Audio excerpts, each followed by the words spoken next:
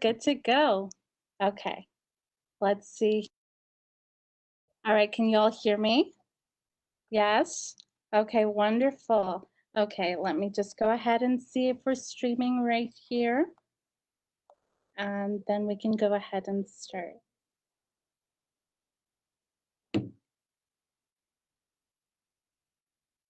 Okay, it seems that we are live now. I just got the notification that we are. Let me go ahead and double check on this. Yes, it seems that we are live. Hello, everyone. Hello, Facebook land. Hi, my name is Christine Rojas. I am the Interactive Media Coordinator here at Texas A&M International University. Today, we are hosting our very first ever Facebook Live panel entitled Discover a Graduate Degree Option, the Masters of Arts in Communication. With us today is Dr. Ariadne González, Assistant Professor of Communication. Hello, Dr. González. Hi. Hi, Christine. Hello. Dr. Jade Kim also is here with us today, Assistant Professor of Communication. Hello, Dr. Kim. Hi, thank you for bringing me here. Of course. We also have TAMIU alumna, Masters of Arts in Communication program alum, and a PhD student starting this fall at Texas A&M University, Mariana Rodriguez. Hello, Mariana. Hello, happy to be here. Wonderful, thank you. And also we have with us Jorge Dimas, Assistant Director of Graduate School at TAMIU. Graduate School, it's what's next. Hello, Jorge. That's right. Hi, Ms. Christine. It's a pleasure to be here today. Wonderful. Also joining us, by the way, y'all, is Assistant Professor of Communication, Marcelo Moran, who is answering your Facebook Live questions in our comments section. So we do encourage you, for our fans and followers, if you do have a question, we encourage you to leave a comment below so that we can answer it. So why don't we go ahead and get started? Dr. González, you'll be starting off with a little bit of our program overview and what that entails. Dr. González? Sure. Hi, everyone, and thank you for joining us today. We are so excited to be here today to talk about our Master of Arts in Communication program here at TAMIU. And just to give you a little bit of background, our graduate program began in 2015. And I think that one of the reasons why it's been successful is that we've provided practical and applied knowledge as well. And I think that with the combination of theory and practice, the idea here is that students understand the role, the performance, the impact, the potential for improvement of communication practices, in particular in binational and international contexts. And so that's just a little bit about our program. And students have an option of choosing organizational communication in transnational settings, or border and Latin American and media studies as their program tracks, right? And this means that students enroll in different courses that expand on those tracks that I just mentioned. Like I said, the first is organizational communication that really focuses on the process of creating and negotiating collective and coordinated meaning, making sense through those communication practices in order to achieve organizational goals. And so here at TAMIU, we look at that in a binational, international context. So for example, I study international immigration, transnational workers, and their work-life experiences. So those are some of the things that students can expect from that. And I believe that Dr. Kim shortly will talk a little bit more about our other track. But our Master of Arts is composed of 30 hours if the student chooses a thesis track. If a student chooses a non-thesis track, then that is going to be 36 hours, which is about 12 classes.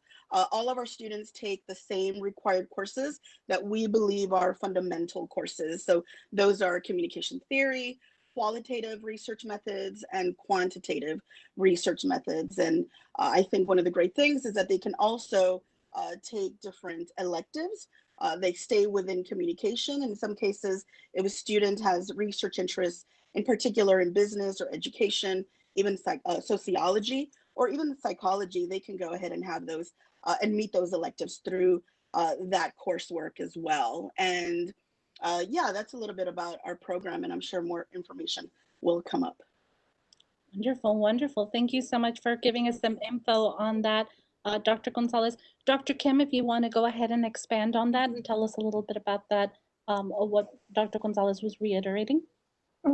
I will just explain more about the media consent studies in our program. I'm Jada Kim, Assistant Professor of Communication at TAMIU, and my research and teaching interests specialize global media, media industries, and East Asian pop culture and media representations of gender, race, class, and nationality. So in general, master's program here, especially in media studies, aim to deepen the knowledge on the content, history, and effects of various media, including traditional media and emerging media.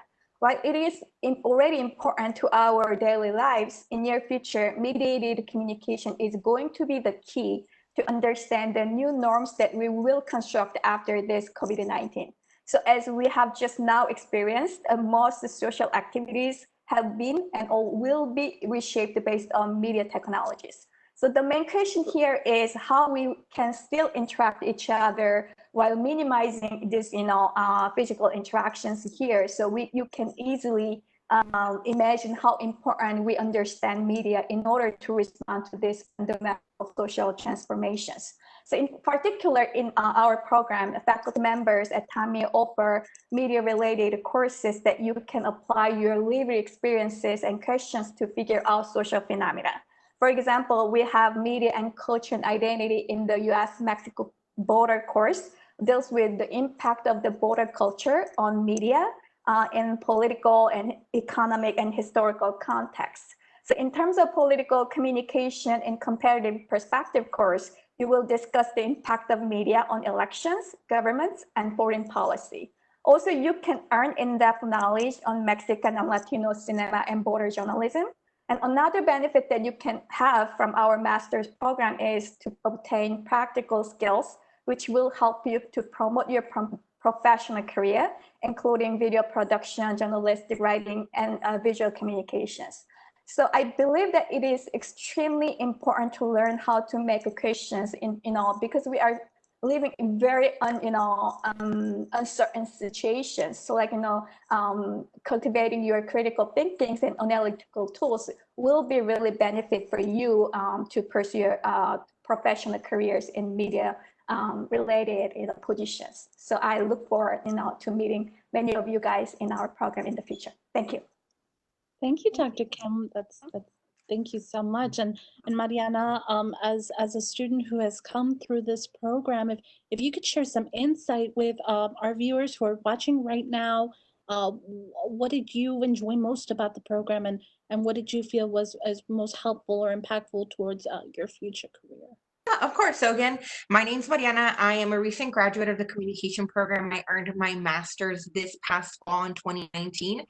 So I decided to choose the organizational communication track, and specifically, I decided to pursue a non-thesis option, which means that I pursued or completed a comprehensive exam.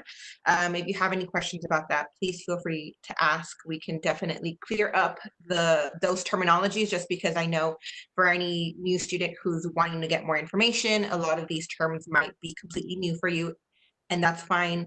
I've been there. We're all going to be there. But just to give you a little bit of background as to why I decided to pursue this program specifically is initially when I was on the search of a master's program, I was looking for something that directly correlated to my field or my profession. So I've been in higher education for the last 6 years. So when I began the idea of pursuing a master's, I initially wanted to do something in higher education. So the programs that I was looking for were specifically higher education focused. But nothing really caught my interest in terms of the curriculum and how the programs were designed. I was looking for courses that I could directly apply to my career, and I was looking for something that was flexible, which then led me to look at programs here at the university. And my undergraduate background is in English in marketing, so communication was not within that realm directly. But when I looked more into the program and looked at the courses and the fact that I not only had the option of doing either media or organizational communication, but also I had the option of pursuing thesis or not doing a thesis, was exciting for me. And then looking at the list of courses that I could pick from, was again really exciting, and knowing potentially this is what I could be learning. And if you take the time to really look at the degree plan within the communication program and look at the list of courses that you're going to be taking, you'll quickly notice that a lot of the courses can be applicable to whatever field you're currently in. So for example, I took organizational culture and climate, I took organizational communication, I took leadership communication, advertising, and there's other courses that I didn't have the opportunity to take, but there's group dynamics. So you'll notice quickly that these courses translate to any career profession that you currently have. So you do not necessarily have to be looking for something directly related to communication. If you currently have a profession or a job currently, you'll notice that communication, regardless of what title you hold, is extremely vital and extremely needed within everyday life and everything. So the knowledge that you gain or that I've gained within the program, I have been able to tie directly to my profession that I currently hold now. And I know that I've been, will be able to continue using the skills that I gained during my program in my future profession. Another thing that I do want to mention is that if you're not interested in continuing with your research, that's fine. I initially did not think that I would be wanting to pursue a degree, another degree after this, and did not initially think that I wanted to be within the realm of academia, but that changed halfway through my master's program. So just know that things change, and that's fine. The faculty and the students within the program provide an exceptional sense of community, which was another worry that I had in the beginning because I did not possess the background in communication. I came from English and marketing, which is a completely different realm. So initially, my first course or class, the first couple of days, I was a bit nervous about one, not knowing anybody, not knowing the faculty, and not having prior knowledge. But you'll quickly learn that within this program, it's designed to build and foster a sense of community. So within the program, there's very much in pride in developing a relationship with the faculty that are teaching the courses, and also developing a sense of community within the students.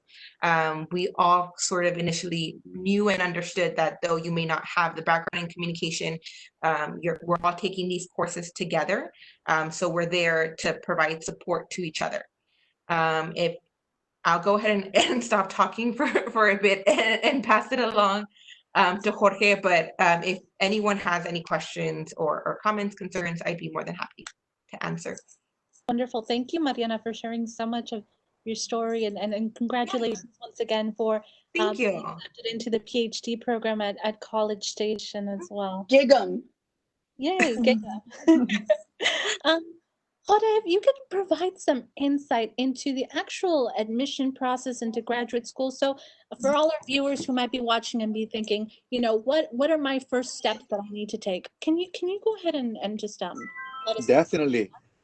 Thank you, Ms. Christine, for the introduction. And just to add to Mariana's comments, that's one of the biggest concerns that we have from our POSIT students, especially when they're coming from a different background.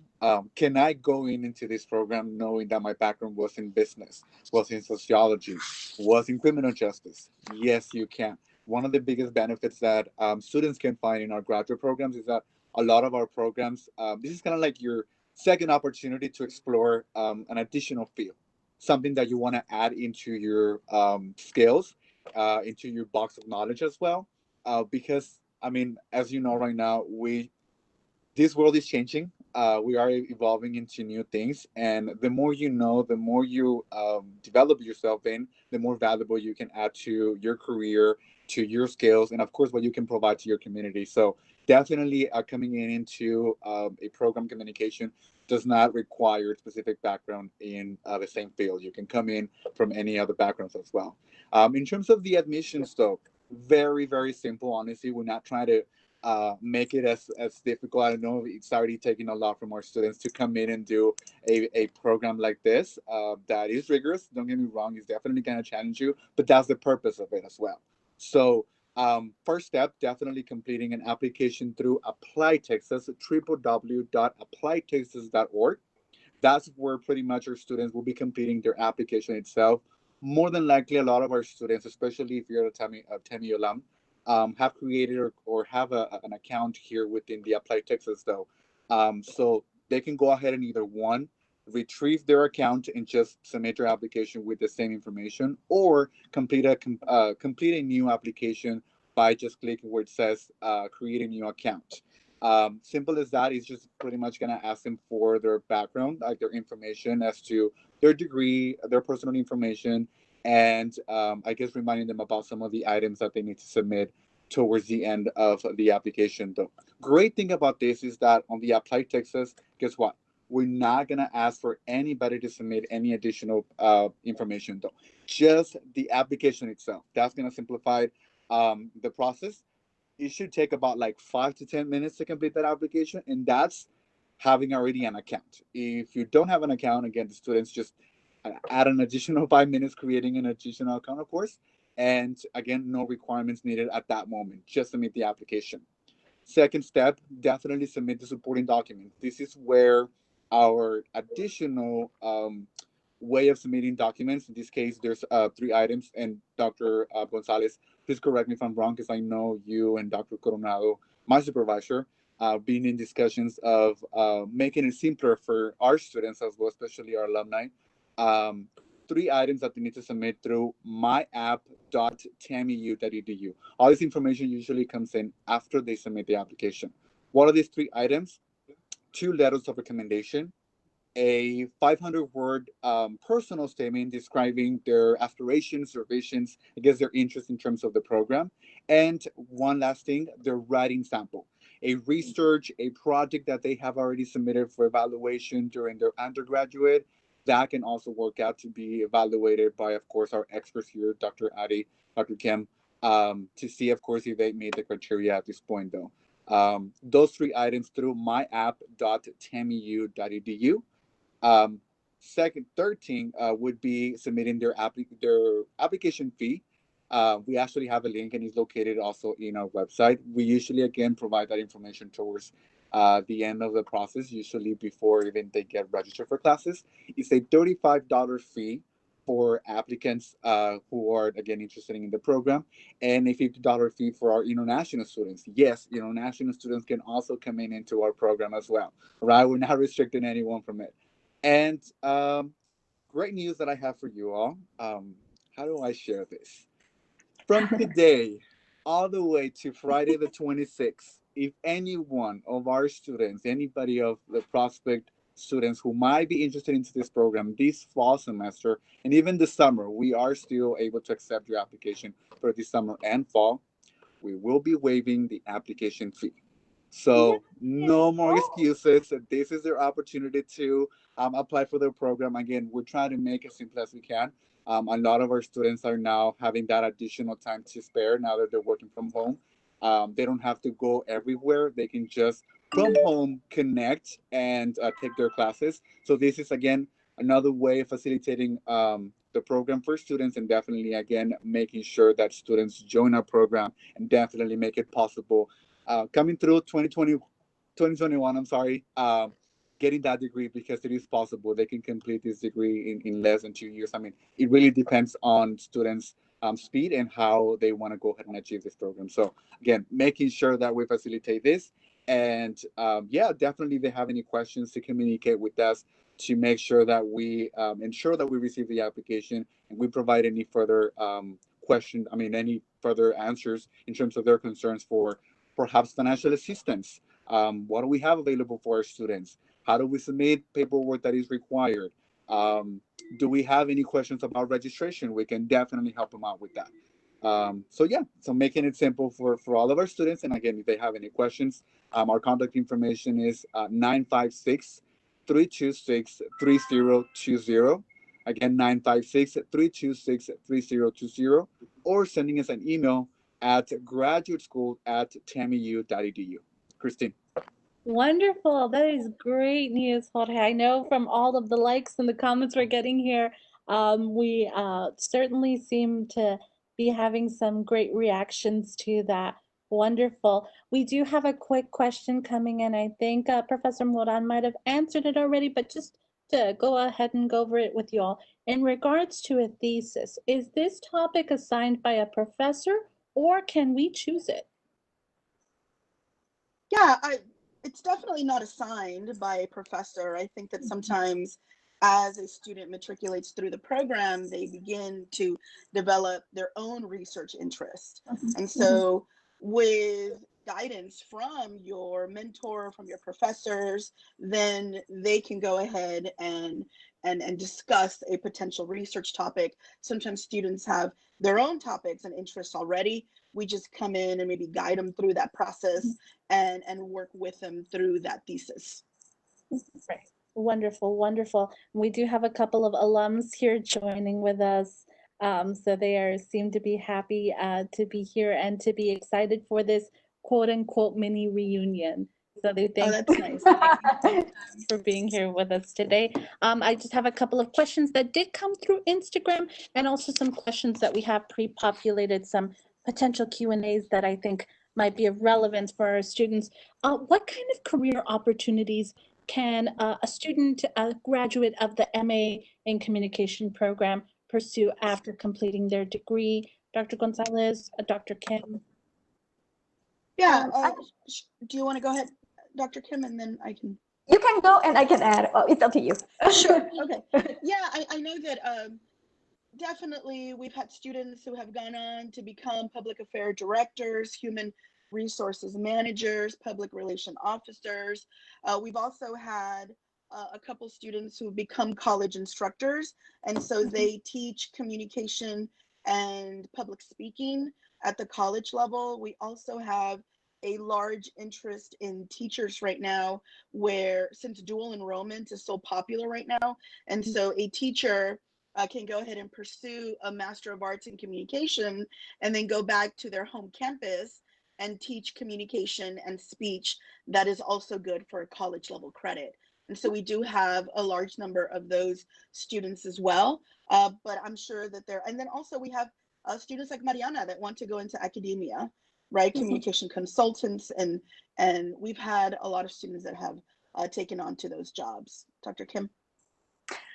I think in a master's is mastering the specific discipline. So like, when you come to graduate school, and a BA is good, like you can see, overall what is about communication or media. So like when you go to graduate school, actually you really master the specific discipline. So like you can study deeper in media and also communication, and then you can actually make a decision, like you can pursue your career in academia by going to like doctorate program like Mariana, so you can become an independent researchers and academics. In that path you can go, definitely, but at the same time you can master that knowledge. You can apply to develop your careers in more applied positions, like as you said, media producers or or PR managers. Like still you can kind of utilize your knowledge to improve your competency or your in that area. So that's what you can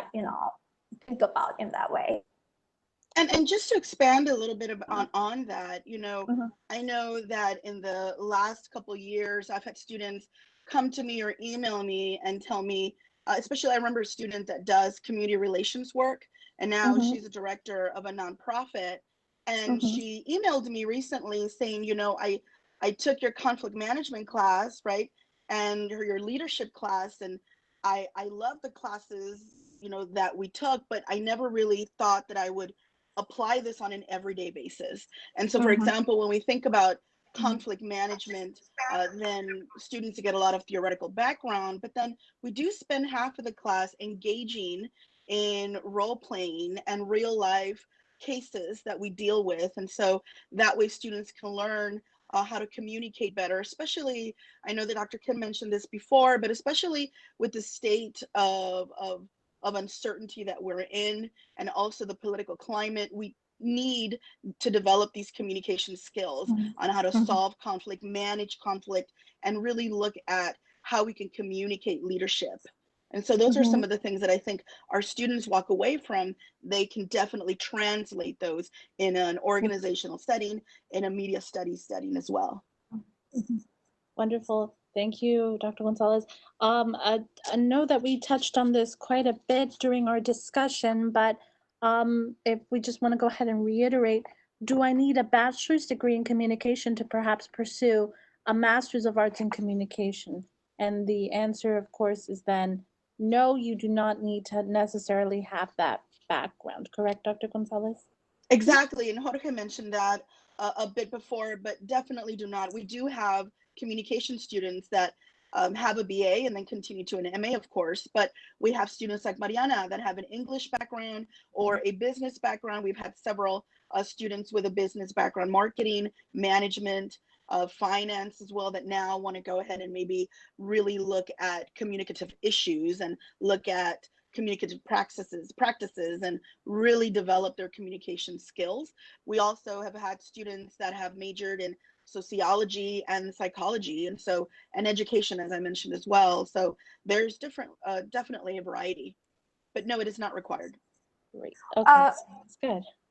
May I add some kind of comments here? So like whenever I talk, people who are actually in the industry, I always ask like what kind of people you are looking for your, when you hire some, new people. And they always say like, they try to look at like people who make really good questions, because we just talked about the uncertainty. It's not like they're not looking for people who know answers. So like how you can make questions and then you really have like, all making dots. I think it's important. Like, if I study like in the media representation of, class, if you have social science background, you might have your own unique, perspectives on making your own questions when you do research. So like interdisciplinary, approaches are really matter at this point. So like you have to really expand your ideas.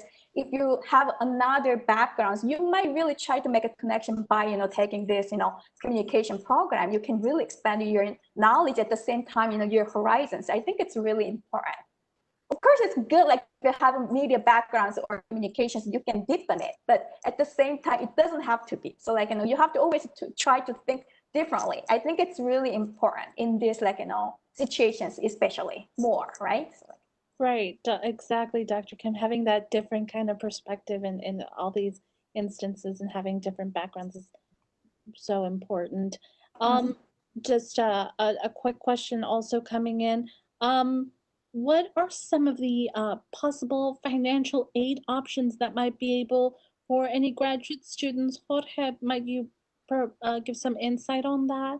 Definitely. So I would start off by saying, or by encouraging everyone that are interested in applying for the program to also start applying for their FAFSA. That's the first thing that we usually recommend, especially because I know, and this is always coming from our profit students, either one, I don't want to get into any debt anymore. Maybe I'm already carrying over my debt from my undergraduate, or I just pretty much assume that I don't qualify for any additional aid. Okay, let's go ahead and understand what kind of aid are we looking into, because the FAFSA just provide some sort of aid, whether they're loans or some sort of grants at this point. Um, Whether their grants will be a little bit less compared to the undergraduate degrees or from the institutions that they graduated from, whether it's TAMIU or any other institution, that could be. The federal government pretty much looks into the application itself and verifies that the student has already completed a degree at this point. If they do, of course, the aid is actually, I guess, reduced, but it doesn't mean that they don't qualify for it. There's always ways that the institution itself, at least here at TAMIU, we try to ensure that we provide some sort of aid for students to continue their studies, especially at the graduate level, whether they're grants again or loans. That's the first step that we usually recommend. Second one, in our page, the graduate school page, we have a financial assistance form where students can go ahead and apply for additional funding. This funding, I guess, includes scholarships, fellowships, and assistantships. These three areas, of course, depending on the student's interest, they can go ahead and qualify for. This funding is usually available for the long semesters, and we call the long semesters the fall and the spring. Unfortunately, we do not offer any funding for the summer, though. However, right now, we do have the application still open. Although the application was due back in April, we are still accepting applications for students who are interested in. Again, the fall semester has now started, and we might have additional funding that we can provide to students. We highly recommend that they go to our website, www.tamiu.edu/grad school. Under prospective students, there's actually a page at the very bottom of the page, under the page at the very bottom. They'll be able to find a column that says prospective students graduate financial assistance. That is where the application is located, and again, it consists of the three areas. Um, Financial assistance in terms of assistantships and fellowships, those are usually for students perhaps that might be interested in working closely with a faculty member or maybe here on campus. We can consider for those students who may not be familiar with these areas, kind of like a work study position, but in an advanced level, because they can be conducting sort of like um, research perhaps, or maybe dealing with some sort of additional research here on campus, dealing with like maybe filing, but then this is more into like a clerical aspect of it. So these are options again that they might be interested in if they want to work on campus though. And of course, the scholarship that would include about $2,000, which is $1,000 each semester, which is technically um, paying for half of their studies if they register for 6 credit hours throughout the semester though. So again, we try to assist the students in terms of financial assistance that is available for students. And of course, again, maybe additional scholarships that they may qualify for through our financial office. We also recommend to start looking into external scholarships though. Mariana is one of them. I am also another one who usually applying for external scholarships. Those also add into our account though. We highly recommend that, especially here in the state of Texas. There's plenty of them. The stars, for example, there's also very unique from the Hispanic Fund. There's plenty of them if they really look into it. We also have a page dedicated for that, and for the financial aid office, they should be able to list a lot of the external scholarships that students should apply for. But we highly recommend that. A lot of the students say, I don't qualify for it. I don't want to submit an essay. I don't want to submit a transcript. Trust me, those are the details that students are, or actually the applications are seeing more and more and more for students not taking these opportunities to get funding. And again, people really don't realize that a lot of people don't apply for the scholarships. So we highly recommend that students start looking into those and apply. I mean, they know you already have that, so might as well just look for that. Yes. Exactly. Thank you so much, Jorge, for giving us all that information on financial aid options that might be helpful to so many of our students. Sure. And finally, our final question, where can I find more information on the Masters of Arts in Communication degree? We've set up a link for you all, a direct link if you want to go ahead and jot this down, put this in a text, send it to your friends. It is go.tamiu.edu//MA-web. Visit that link, review the information, review the degree plan. We are constantly just answering any sort of questions on social media. So if you have those questions, feel free to send them over to us. If not right now, after the Facebook Live option, we will still be answering those questions through direct message as well. Dr. González, Dr. Kim, Mariana, Jorge, thank you all so much for joining us today. Thank you all for watching. And as always, be sure to follow us on Facebook, Instagram, Twitter, LinkedIn, Spotify, and YouTube at TXAMIU. Thank you all so much for joining us, and Destum, everyone. Thank you, Thank Christine. Thank you. Thank you, Kristen. Thank you.